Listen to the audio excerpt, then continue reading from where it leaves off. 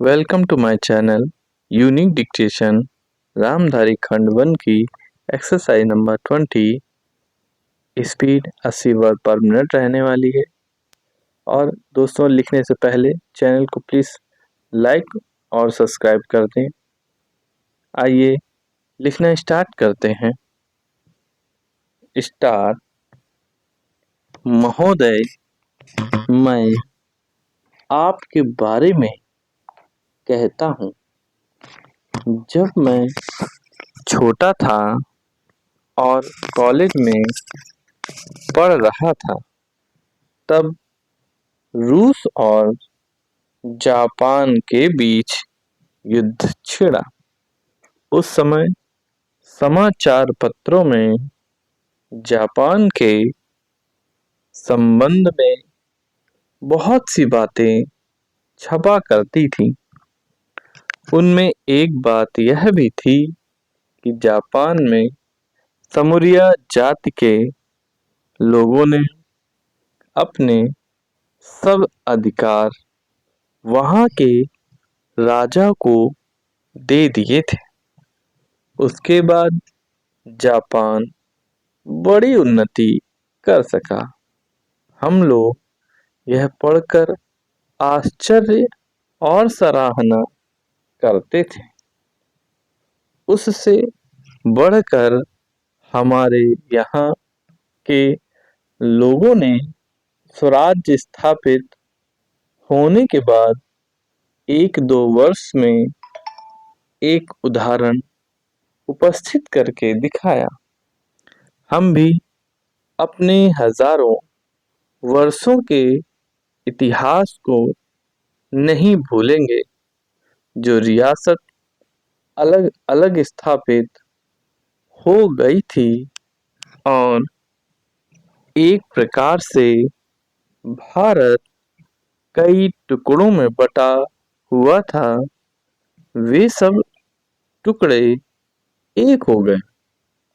आज ब्रिटिश भारत और देसी रियासतें मिलकर एक हो गई है।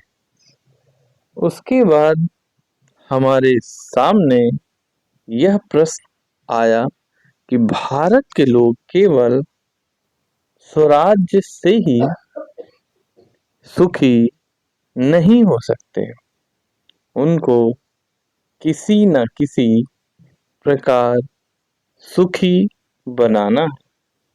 इस संबंध में सरकार ने अपनी ओर से प्रायः सभी राज्यों में जमींदारी और जागीरदारी उन्मूलन के कानून उपस्थित किए और वे कानून पास हुए। प्रसन्नता की बात तो यह है कि बहुत से स्थानों में कानून उन लोगों की स्वीकृति से तथा उन लोगों की सलाह से पास किए जिनकी जमींदारी और जागीरदारी समाप्त हो जानी थी। यह भी देश प्रेम का उदाहरण है। उन लोगों ने अपनी संपत्ति का त्याग इसलिए किया कि उस सारे देश को लाभ पहुंचे। वह काम भी लगभग पूरा हो गया और पूरा होता चला जा रहा है।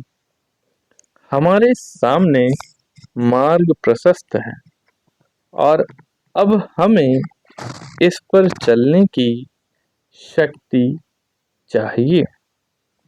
हमें परस्पर कभी कभी इस प्रकार की संकुचित धार्मिक अथवा सामाजिक भावना देखने में आती है, जिसके कारण कभी कभी लड़ाई झगड़े हो जाते हैं। हम इस चीज को भी दूर करने का प्रयत्न कर रहे हैं। हमारे संविधान में स्पष्ट बता दिया गया है कि कोई चाहे किसी भी धर्म का क्यों न हो, किसी भी जाति का क्यों न हो, इस देश में सबको समान अधिकार है।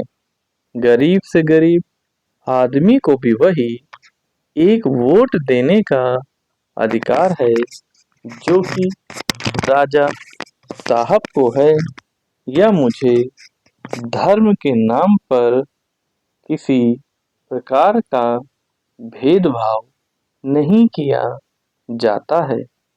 समाप्त।